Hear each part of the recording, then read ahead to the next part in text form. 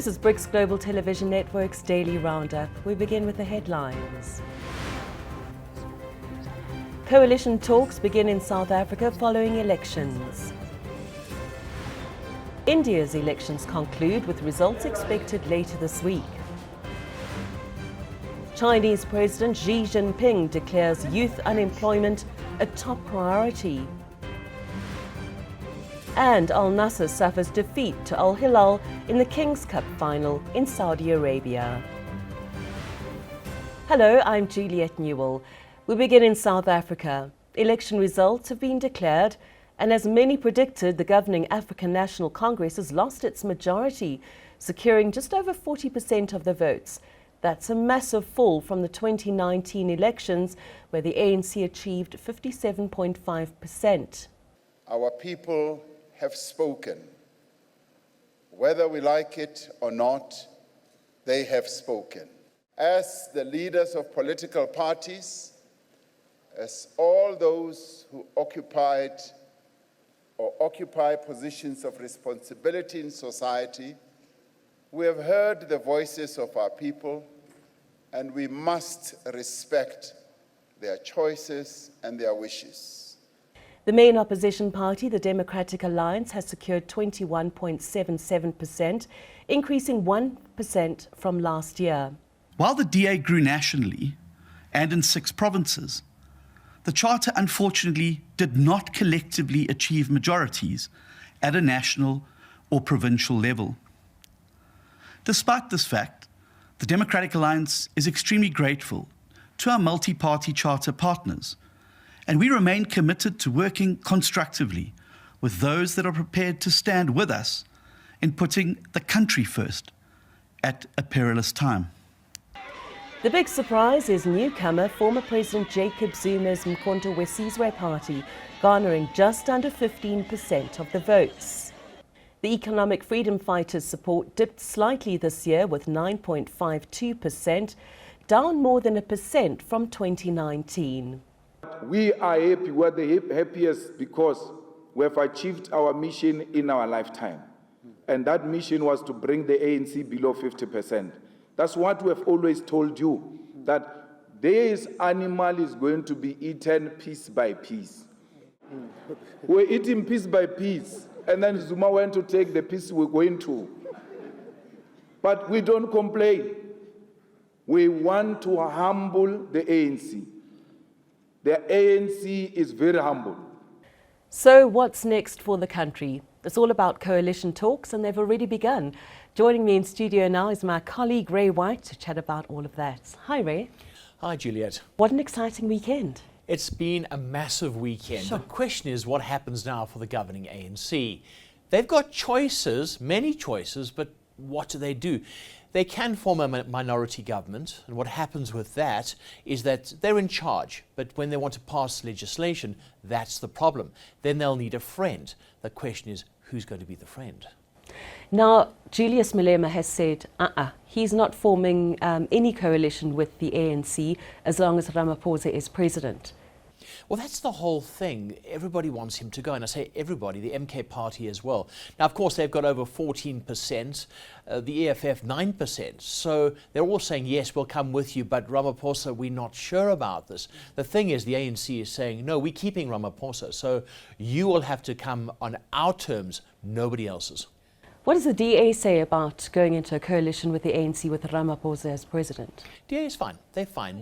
They'll get together with him. They want some key positions. They've mentioned Home Affairs being one. These are key positions that they could get into.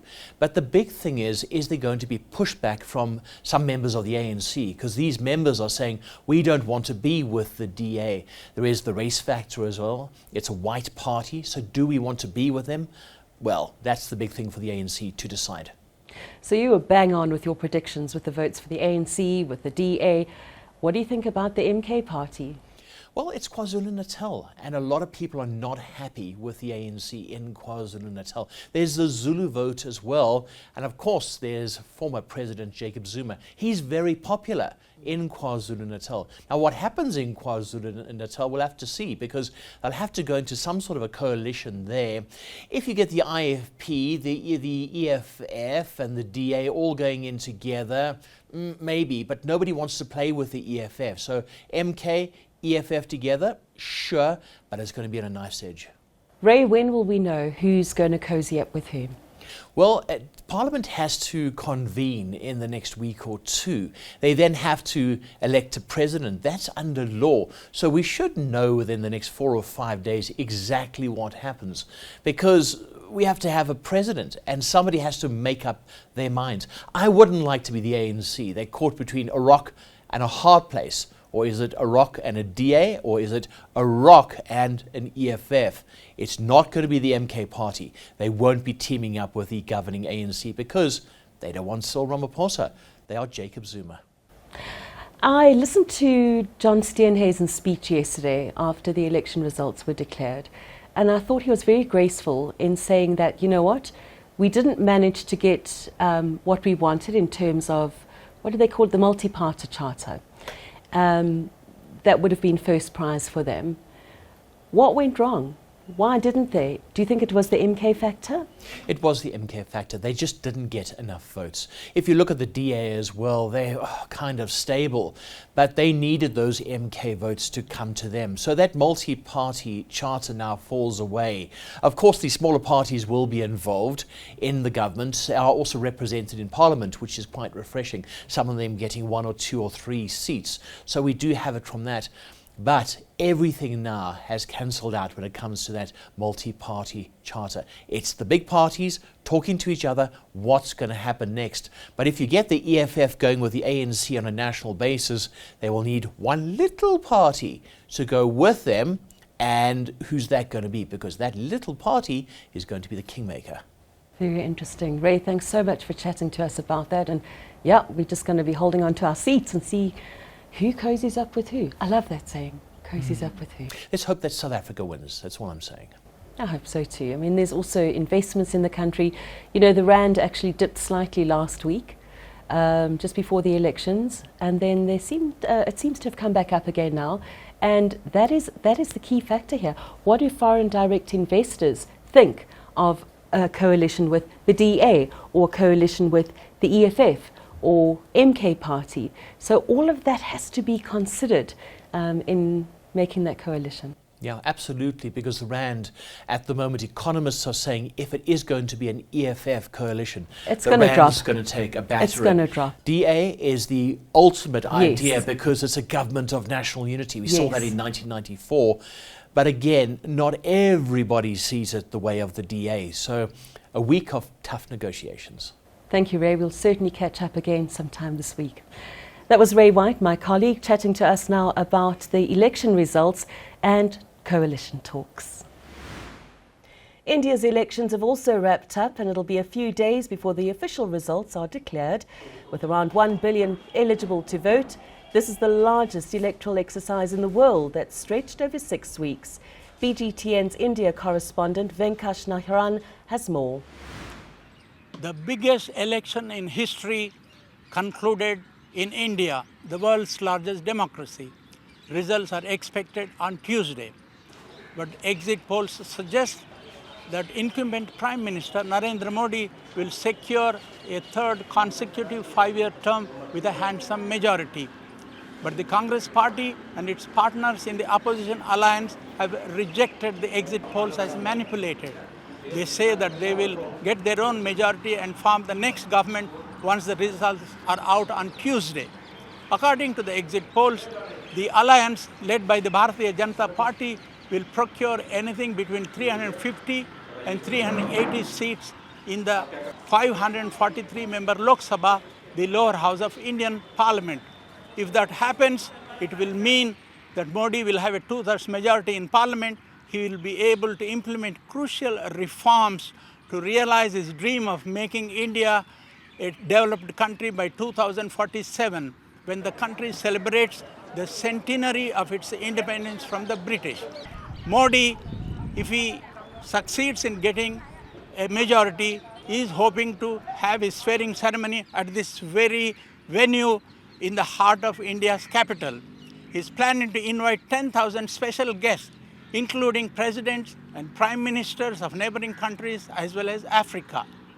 Venkat Narayan, New Delhi, India. Meanwhile, heat stroke has claimed 33 lives among polling staff in India due to an extreme heat wave. Uttar Pradesh, where temperatures reached 46.9 degrees Celsius, was hardest hit. The victims include polling personnel, security guards and sanitation workers. Additionally, a voter in Balia collapsed and died on Saturday while waiting in line, highlighting the severity of the heat wave. India faces increasing challenges from climate change-induced heat waves. In Iran, former President Mahmoud Ahmadinejad has officially entered the race for the upcoming presidential election following the recent death of ultra-conservative President Ebrahim Raisi. Ahmadinejad, known for his hardline stance, held the presidency from 2005 to 2013 and is seeking another term. His candidacy awaits approval from the Guardian Council, which vets all candidates. Ahmadinejad's past controversial remarks, including those regarding Israel and the Holocaust, have garnered international attention. The election scheduled for June the 28th will see competition from other notable figures such as Ali Larijani and Saeed Jalili. The final list of candidates will be announced by the Guardian Council on June the 11th. A new statue honoring Yevgeny Prigozhin, a pro-Kremlin mercenary known for leading the Wagner private militia, has been unveiled at the grave in St. Petersburg. Prigozhin, who staged a mutiny last June and died in a plane crash shortly after, was mourned by soldiers and supporters who laid flowers at the statue. Prigozhin, praised for his leadership but criticized for his actions, remains a controversial figure in Russia. His death, marked on what would have been his 63rd birthday, has sparked debate and speculation surrounding his legacy and the circumstances of his demise. In China, President Xi Jinping's declared youth unemployment a top priority, signaling potential reforms ahead of the upcoming third plenum. The youth unemployment rate remains high, reaching 14.7% in April, with millions of university graduates entering the job market each year. Analysts anticipate policy shifts to address this issue, including increased wage subsidies and work placements. However, long-term reforms are also needed to align graduate skills with employer demands. Meanwhile, China's Chang'e 6 lunar probe has made a successful landing on the far side of the moon, as reported by state media. This marks a significant advancement for China's long-standing space program. The probe touched down on Sunday in the vast South Pole Aitken Basin, known as one of the largest impact craters in the solar system. It's the first time samples will be collected from this rarely explored region of the moon. The mission, which began on May the 3rd, involves complex maneuvers over 53 days. After descending to a lower orbit, the probe precisely navigated to its landing site, and now it will undertake the task of collecting lunar soil and rocks using both a drill and a robotic arm. This process is expected to be completed within 2 days. The material gathered from the moon's far side holds promise for shedding light on lunar formation. China's ambitious space endeavors have seen significant progress in recent years, underlining its aspirations in space exploration. Coming up, BRICS Plus Business News. Only on BGTN. I have no idea who this guy is. Absolutely no idea. He's not me. I am Ray White. This guy, is a deep fake.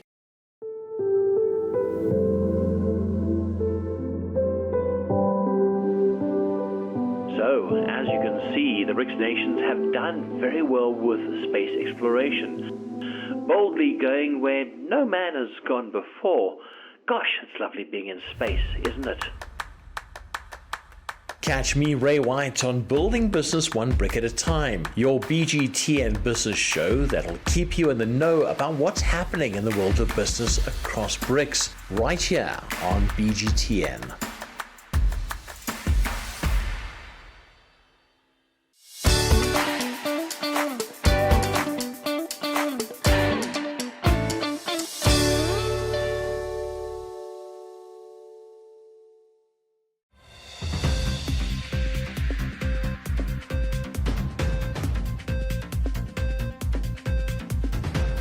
We begin in Saudi Arabia, where oil giant Aramco has begun its secondary share offering. The Crown Prince Mohammed bin Salman, de facto leader of Saudi Arabia, is relying on Aramco's profits to fund Vision 2030, an ambitious economic and social reform initiative. This program is designed to pave the way for a transition to post-oil era Saudi Arabia. The leading global exporter of crude oil owns 82.18% of Aramco's shares, a figure expected to decrease to approximately 81.5% following the second share offering, expected to bolster state finances by an estimated $12 billion. Aramco says it'll be selling just over 1.5 billion shares on the Saudi stock market, with a price tag of between $7 and $7.70 each. About 10% of the shares have been offered to retail investors from today, and meetings with institutional investors will continue until Thursday. The final offer price will be announced on Friday. Shares will begin trading on Sunday. The first public share offering in December 2019 raised $26.5 billion, the biggest flotation in history. Coming up, BRICS Plus Sports with Yolanda Pondo.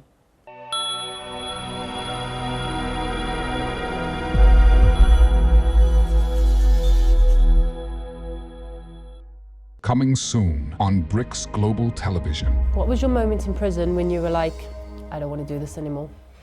I was 21 years old when I took my first life in prison. I had 1 star on my shoulder. By the age of 25, I became the first star general of the 28s, meaning that I had 4 stars on both my shoulders. I had taken 8 people's lives.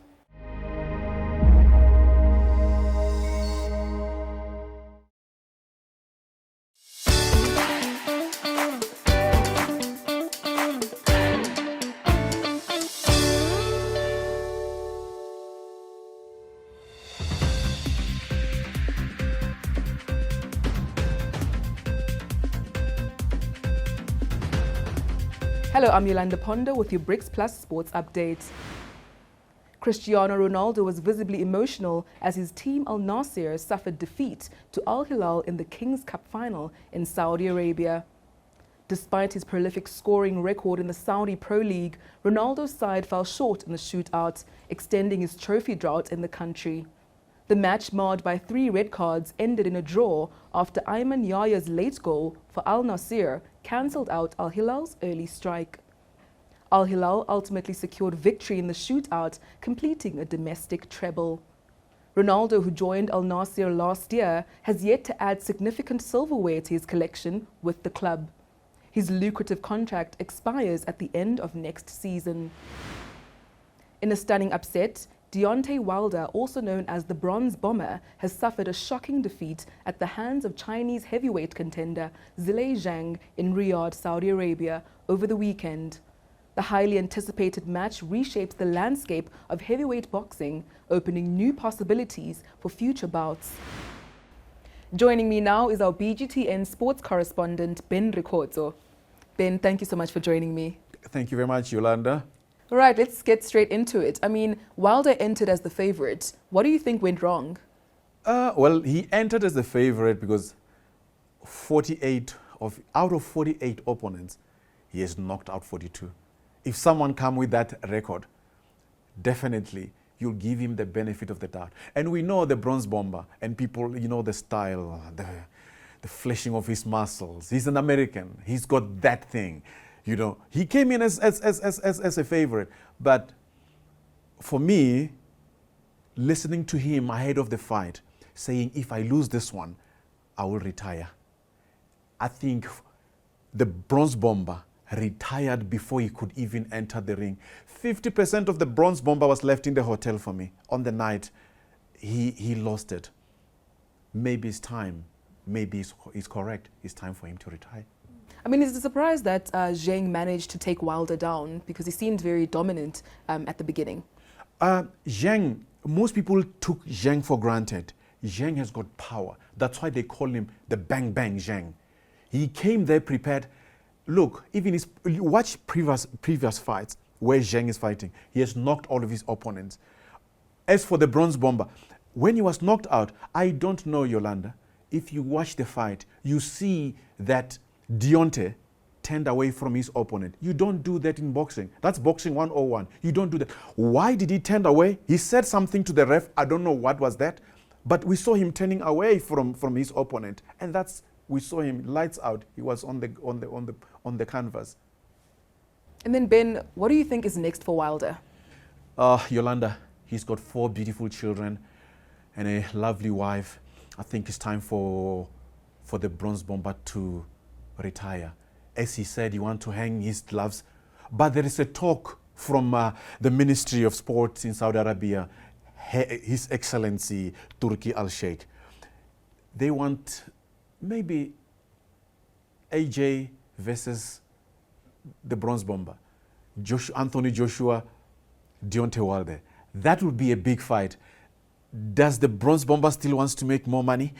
If that's what he's focusing on, then he can still make a little bit of money. But with such a record, over 40 knockouts, 42 knockouts out of 48 opponents, for me, he has done the business. The man has done the business. He has done it. When you look at him now, it's not Deontay Wilder that you know. I think, for me, it's time to go. Indeed it is. Thank you so much for joining me, Ben. Thank you very much. That was Ben Ricordo, our BGTN sports correspondent. That's it for now. I'll be back with more BRICS Plus sports updates tomorrow.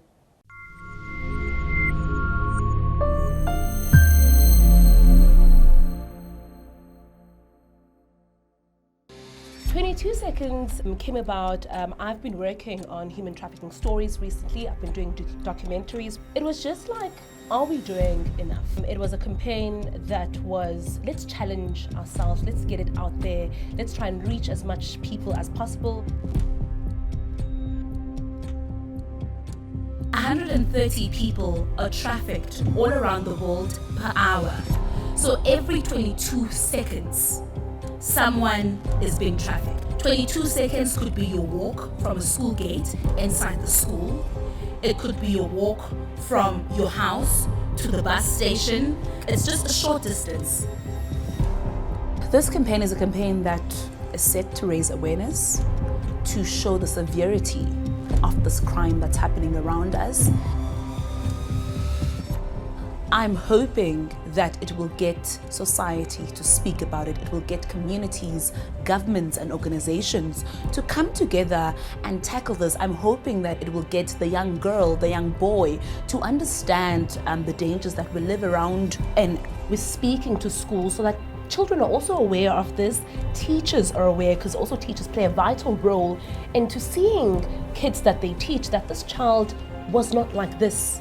The campaign is running for a month, but that's not where our work will end. We will continue campaigning and we will continue moving towards our goal of getting 22 million signatures. You can share the campaign firstly on social media using the hashtags 22 seconds not for sale, hashtag 22 seconds empower change, because we are empowering change. Please sign the petition. The whole idea also behind the petition is that once we reach 22 million signatures, we will take it to the UN. It is up to us to raise awareness and show human trafficking that it has no place in our society.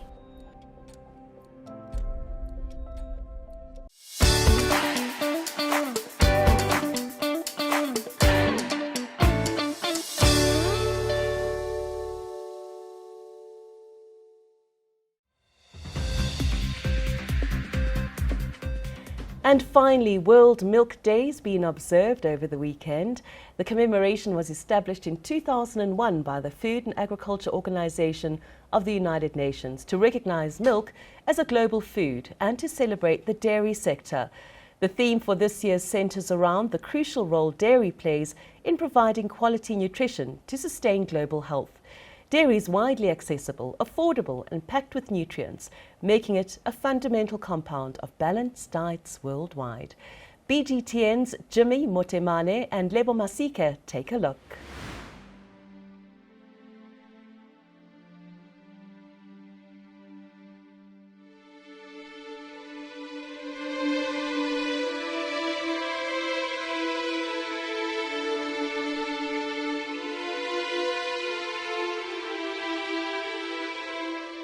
International Milk Day is a global celebration dedicated to honoring the vital role that milk plays in our lives. This day, observed on the 1st of June annually, serves as a reminder of the nutritional benefits, cultural significance, and economic importance of milk in societies around the world.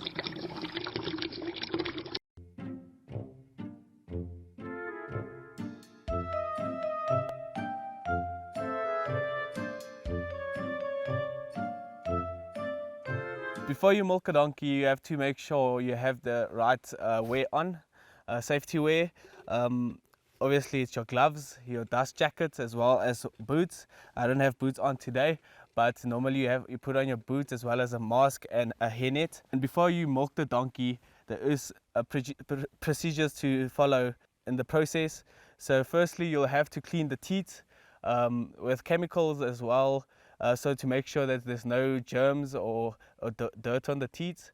And then when you start milking, you have to make sure that you are in the right rhythm, going up and down the whole time. One of the biggest challenges with donkey milk production is the low production yield that a donkey gives. So a cow can produce up to 40 liters of milk per day per cow, whereas donkeys only produce around about 250 ml of milk per day. So it's 1 cup of milk compared to obviously 40 liters in a cow. So you technically need to keep 160 donkeys to produce what 1 dairy cow produces. So low production makes it a very difficult form of farming. So obviously pushes up the cost of the milk. So that's probably our biggest challenge. But we have diversified into creating a skincare range where we've got better margins when it comes to profits. But we will never stop selling the milk, even though we don't really make money on the milk, because of the great health benefits that we see with people suffering from a lot of ailments, and they only find relief in the donkey milk. So that's why we continue to produce the milk. Beyond its nutritional value, milk holds cultural significance in many societies. It is deeply ingrained in culinary traditions, appearing in a myriad of dishes, beverages, and desserts.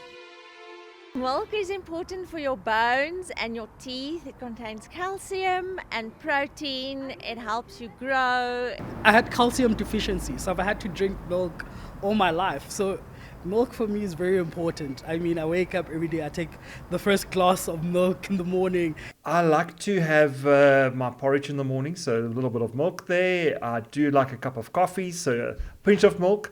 But I do like to consume other dairy products like cheese as well as yogurts. For me, 1st of June is very, very exciting, National Milk Day. It's great that we're actually celebrating dairy.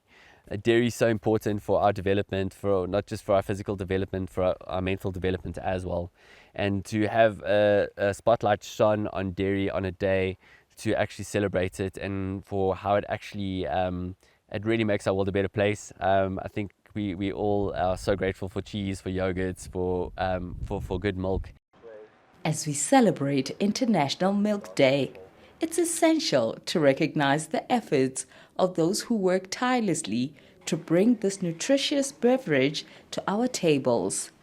Among them are the unsung heroes of the dairy industry, such as the donkey milk farmers.